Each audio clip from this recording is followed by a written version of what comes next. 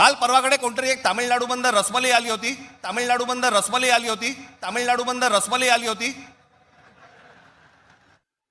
இந்த ஆளு நம்ம அண்ணாமலையை தான் திட்டிட்டு இருக்காரு, மோசமா பேசிட்டு இருக்காரு. முழுசா பாருங்க, முழுசா பாருங்க. அண்ணாமலையுடைய வைப்பு தேசிய அளவுல எப்படி பரவி இருக்கு. அண்ணாமலையை பார்த்ததும் பயத்துல ஏன் இந்த எதிர்கட்சிக்காரனுங்க உச்சா போறானுங்க அப்படின்றத நான் உங்களுக்கு தெளிவா எடுத்து சொல்றேன். काल परवाकडे कोणतरी एक तामिळनाडूमधून रसमलाई आली होती. तो सांगतो मुंबईचा आणि म्हणजे महाराष्ट्राचा संबंध काय. भडव्या तुझाच काय संबंध आहे इथे याचा. यांच्यासाठीच माननीय बाळासाहेब बोलले होते, हटाव लुंगी आणि बजाव पुंगी. हटाव लुंगी आणि बजाव पुंगी. हटाव लुंगी आणि बजाव पुंगी. பேசுறவர் யாருன்னு கண்டிப்பா உங்கள நிறைய பேருக்கு தெரிஞ்சிருக்கும். அப்படி தெரியாதவங்களுக்கு இந்த ஆளை பத்தி சின்னதா ஒரு இன்ட்ரோ மட்டும் கொடுக்குறேன். நான் பெரிய அளவுல மதிக்கக்கூடிய ஒரு முக்கியமான நபர்னா அவரு பாலா சாஹேப் தாக்கரே அவர்கள் தான். அவருடைய குடும்பத்தை சேர்ந்த ஒருத்தர் தான் இவரு. இவருடைய பெயர் ராஜ் தாக்கரே. என்னைய மாதிரியே ஹார்ட்கோர் சங்கியா இருக்கிறவங்களுக்கு கண்டிப்பா இந்த ஆளை நல்லாவே தெரிஞ்சிருக்கும். இந்த தாக்கரே குடும்பத்துக்குள்ள நடந்த ஒரு சில பிரச்சனைகளால, அரசியல் பிரச்சனைகளால ராஜ் தாக்கரே அவர்கள் அப்பவே அந்த குடும்பத்தை விட்டு வெளியே போயிட்டாரு.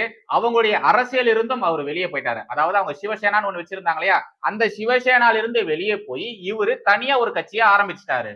உத்தவ் தாக்கரேவை கண்டா இவருக்கு ஆகவே ஆகாது. இவரு அந்த ஆளை கிட்ட சேர்க்கவே இல்லை. இவங்க ரெண்டு பேருக்கும் சுத்தமா செட்டே ஆகாது. உத்தவ் தாக்கரே பாஜக கூட தான் கூட்டணியில இருந்தாரு. அதுக்கப்புறமா பாஜகவை ஏமாத்தி பாஜகவின் முதுகிலே குத்தி அவரு தனியா ஒரு கூட்டணியை ஃபார்ம் பண்ணாரு. அதனால அவரு ஆட்சியும் அமைச்சாரு. அதுக்கப்புறமா தான் அவருக்கு பெரிய அடி, ஒரு பெரிய பலத்த அடியானது அரசியல் வாழ்க்கையில நடந்தது. அது எந்த அளவு பெரிய அடினா அவருடைய கட்சி சிவசேனான்ற அந்த ஒரு கட்சி இருக்கு இல்லையா, அந்த கட்சி அவருடைய கையை விட்டு போயிடுச்சு. ஏக்நாத் ஷிண்டே அவருடைய கைக்கு போயிடுச்சு. இந்த இடைப்பட்ட காலத்துல என்ன நடந்ததுன்னா உத்தவ் தாக்கரே மற்றும் ராஜ் தாக்கரே இவங்க ரெண்டு பேருமே சேர்ந்துட்டாங்க, ஒன்னாயிட்டாங்க. இவங்க ரெண்டு பேருமே ஒண்ணு சேர்ந்ததுக்கு அப்புறமா இவங்க பாஜகவிற்கு எதிரான அரசியலை கையில எடுக்க ஆரம்பிச்சாங்க. தொடர்ந்து பாஜகவிற்கு எதிரான மோசமான விஷயங்கள் செஞ்சுட்டு வந்துட்டு இருக்காங்க. ஓகே, இது வரைக்கும் இந்த விவகாரத்தை தூக்கி சைட்ல வைக்க. இப்போ இன்னும் சில முக்கியமான விஷயங்கள் சொல்றேன். அதுக்கப்புறமா மறுபடியும் இந்த விவகாரங்களை குறித்து பார்க்கலாம். இப்போ மகாராஷ்டிரால உள்ளாட்சி தேர்தலானது நடக்குது. நம்முடைய அண்ணாமலைக்கு பாஜக தலைமை எவ்வளவு கடுமையான ட்ரைனிங் கொடுக்குறாங்க அப்படின்றத நான் உங்களுக்கு ஆரம்பத்துல இருந்து சொல்லிட்டு வந்துட்டு இருக்கேன். அண்ணாமலைக்கு ஏன் அவ்வளவு ட்ரைனிங், அவ்வளவு கடுமையான ட்ரைனிங்னா அந்த மனுஷன் சாதாரணமான மனுஷன் கிடையாது. Prime minister candidate. ஓகேங்களா, பிரைம் மினிஸ்டர் கேண்டிடேட்னா 1008 விஷயங்கள் தெரிஞ்சிருக்கணும், 1008 இடங்கள்ல அடி வாங்கியிருக்கணும், இது வாங்கியிருக்கணும், நிறைய விஷயங்கள் கண்டிப்பா தெரிஞ்சிருக்கணும். அதனாலதான் அண்ணாமலை அவர்களுக்கு கடுமையான ட்ரைனிங்குகளை பாஜக தலைமை கொடுத்துக்கிட்டே இருக்கு. அந்த ட்ரைனிங்கினுடைய ஒரு பகுதியாக மகாராஷ்டிரால நடக்கக்கூடிய உள்ளாட்சி தேர்தலுக்கு பிரச்சாரம் பண்றதுக்காக அண்ணாமலையை மகாராஷ்டிராவுக்கு அனுப்பியிருக்காங்க. நம்முடைய அண்ணாமலை அவர்கள் பாஜக தலைமை சொன்ன மாதிரி மகாராஷ்டிரால நடக்கக்கூடிய உள்ளாட்சி தேர்தலுக்கான வேலைகளை பார்த்துட்டு இருக்காரு. அந்த தேர்தல் பிரச்சாரங்களை ஈடுபட்டு என்னெல்லாம் பண்ணணுமோ எல்லாத்தையுமே பண்ணிட்டு இருக்காரு. அண்ட் மீடியாவையும் சந்திக்கிறாரு. மீடியா கேட்கக்கூடிய கேள்விகளுக்கும் பதில் சொல்லிட்டு இருக்காரு. அந்த நேரத்துல தான் நம்முடைய அண்ணாமலை அவர்கள் இப்படிப்பட்ட ஒரு விஷயத்தை பேசியிருந்தாரு.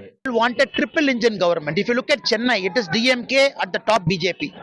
Bangalore, Congress, BJP. Hyderabad, Congress, BJP.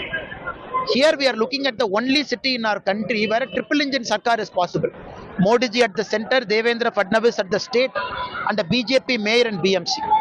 Because Bombay is not a Maharashtra city, it is an international city. And this city has got a budget of 75,000 crore, not a small money. Chennai's budget is 8,000 crore. Bangalore is 19,000 crore. You need good people sitting in the administration to manage the finance, to manage development. அதாவது நம்மளுடைய அண்ணாமலை என்ன சொல்றாருன்னா, Mumbai city இருக்கு இல்லையா, அது மகாராஷ்டிராவுக்கு மட்டும் சொந்தம் கிடையாது. மும்பை சிட்டி அப்படின்றது இன்டர்நேஷனல் சிட்டி. அதுக்கப்புறம் double engine Sarkar, triple engine Sarkar இதெல்லாம் சொல்லிட்டு இருக்காரு. இதெல்லாமே உங்களுக்கே நல்லாவே புரிஞ்சிருக்கும். அண்ணாமலை அவர்கள் இந்த பிரஸ் மீட்ல ஆரம்பத்துல ஒரு விஷயத்த சொல்லியிருந்தார் இல்லையா, மும்பை சிட்டி அப்படின்றது மகாராஷ்டிராவுக்கு மட்டும் சொந்தம் கிடையாது, மகாராஷ்டிராவுடைய சிட்டி கிடையாது, இது இன்டர்நேஷனல் சிட்டி அப்படின்ற மாதிரி எல்லாம் சொல்லியிருந்தார் இல்லையா.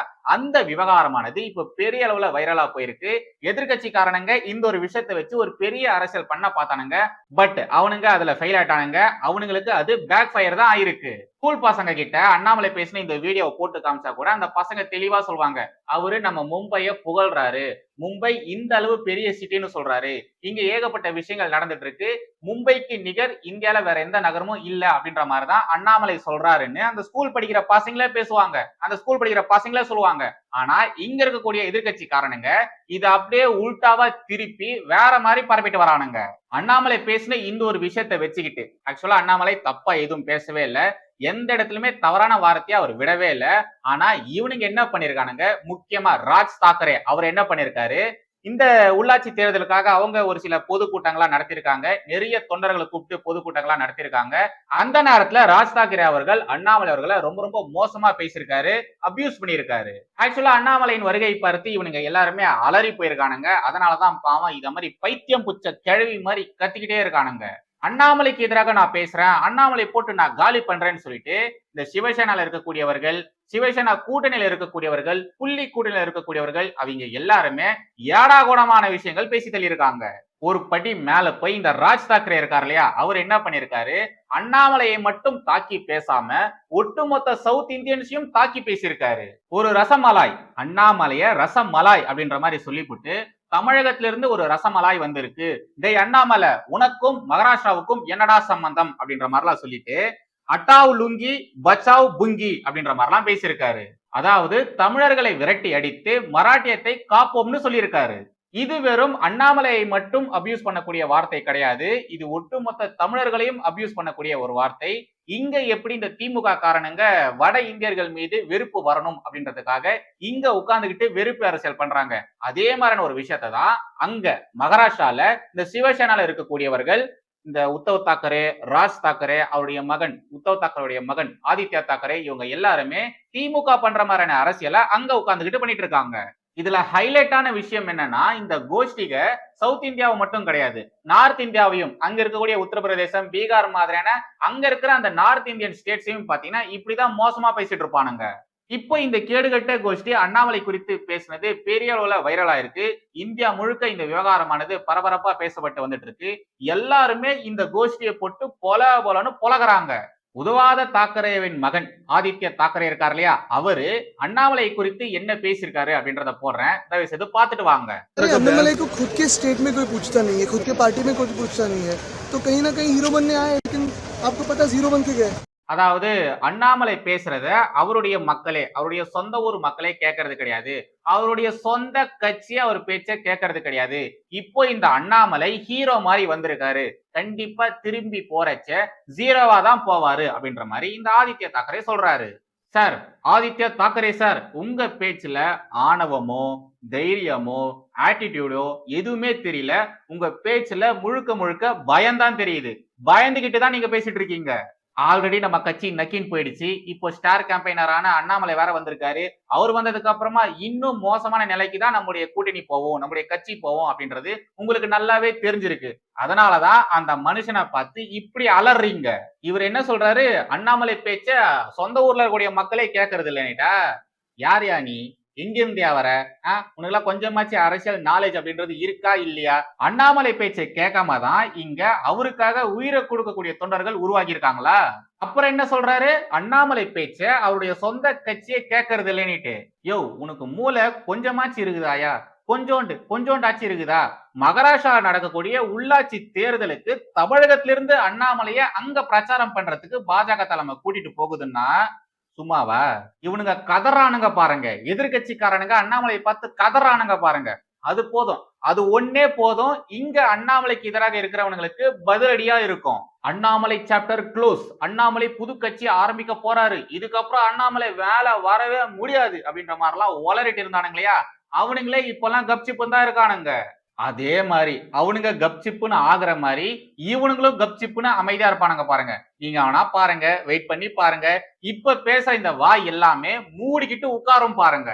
உத்தவ் தாக்கரே கட்சியில சஞ்சய் ராவத்னு சொல்லிட்டு ஒரு எம்பி இருக்காரு, அந்த ஆளு சரியான ரப்பர் வாய், லொட வாய். இப்போ உத்தவ் தாக்கரே இருக்கிற நிலைமைக்கு காரணமே இந்த ஆள் தான்.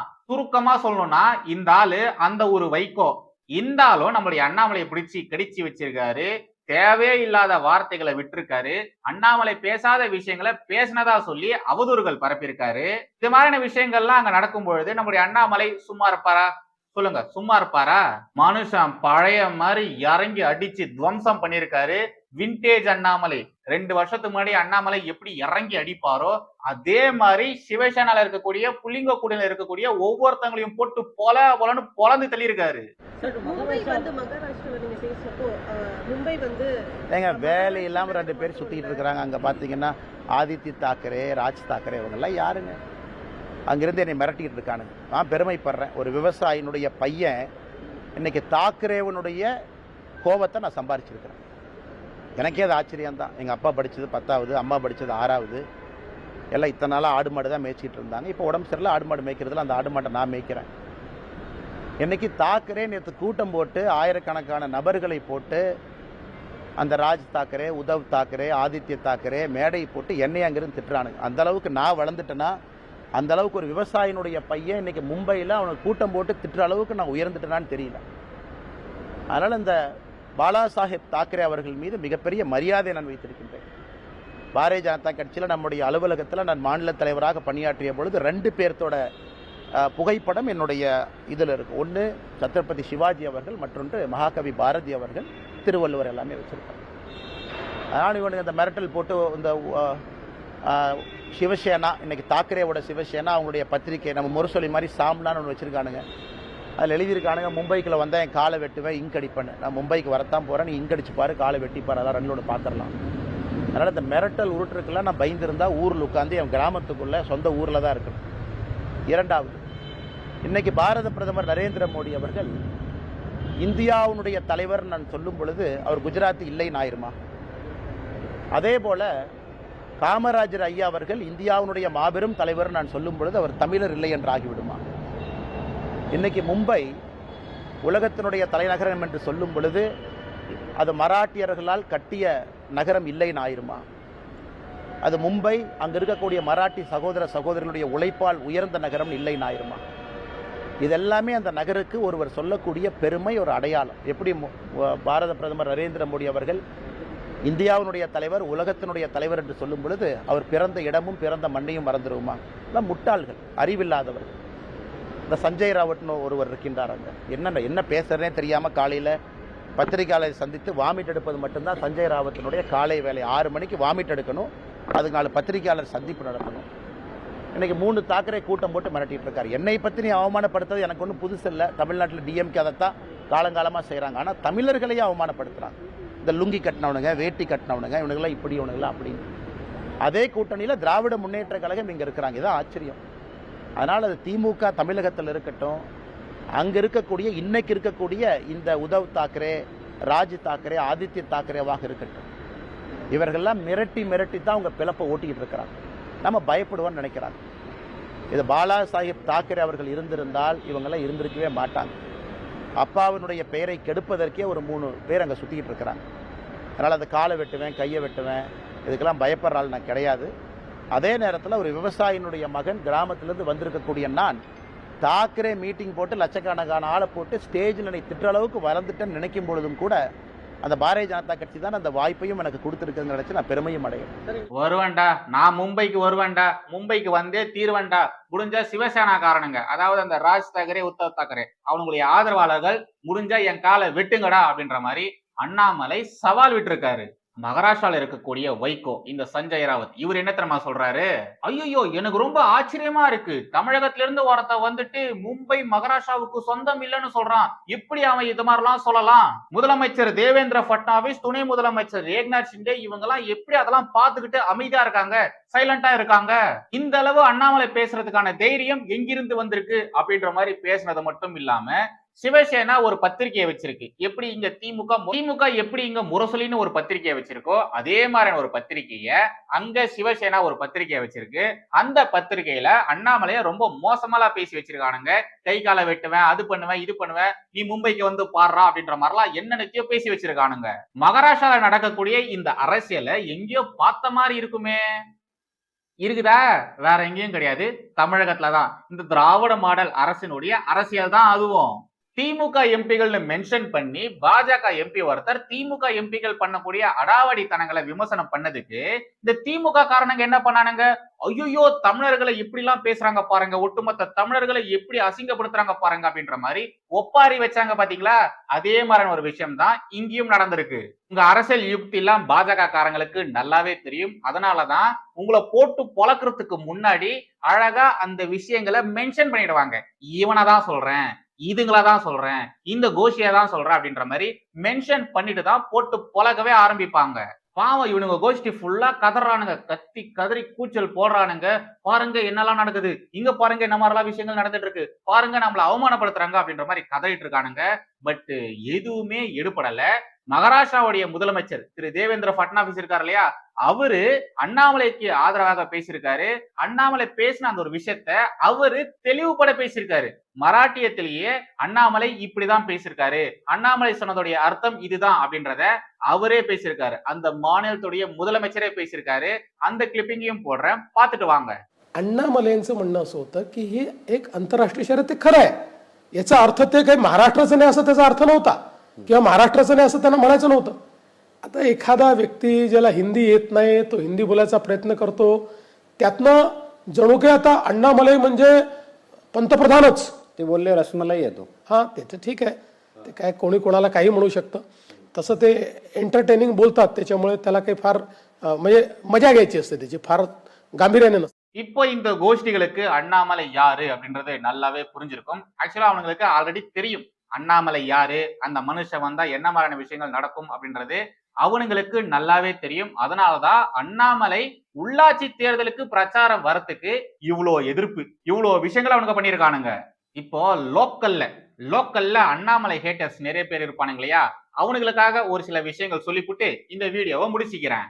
இப்ப நடக்கிற இந்த விவகாரங்கள்லாம் பார்த்ததுக்கு அப்புறமா அண்ணாமலை யாரு, அண்ணாமலை என்னவா ஆக போறாரு அப்படின்றதெல்லாம் இவனுங்களுக்கு புரிஞ்சிருக்கும். இந்த மூத்திர சந்தில உட்கார்ந்துகிட்டு துண்டி பிடி பிடிக்கிறானுங்க இல்லையா, அவனுங்களுக்கு இதெல்லாம் புரியறதுக்கு வாய்ப்பே கிடையாது. நம்மளுடைய அண்ணாமலைய பாஜக தலைமை கொஞ்சம் கொஞ்சமா செதுக்கிட்டு இருக்காங்க.